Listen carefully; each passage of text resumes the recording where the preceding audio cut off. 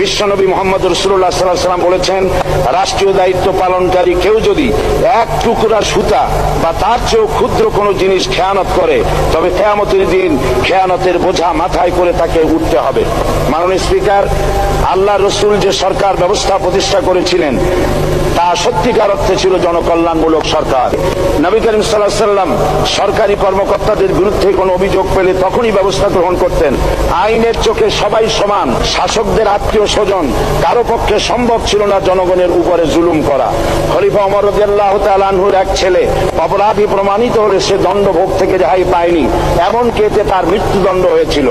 আবার খলিফা নিজেকে আইনের ঊর্ধ্বে মনে করতেন না, তাই বর্ম চুরির ঘটনা আলী রাদিয়াল্লাহু তাআলা আনহু কাজীর দরবারে সাধারণ ফরিয়াদির মতো উপস্থিত হন। নিজের ছেলে ও চাকরের সাক্ষী যথেষ্ট না হয় কাজী খলিফার বিপক্ষে রায় দেন।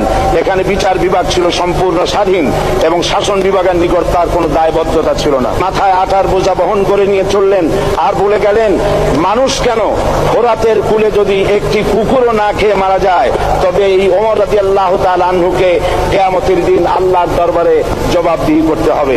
আর আজ সেই জাতির দায়িত্বশীল যা জনগণকে অভুক্ত রেখে তাদের মুখের গ্রাসে ভাগ বসায়।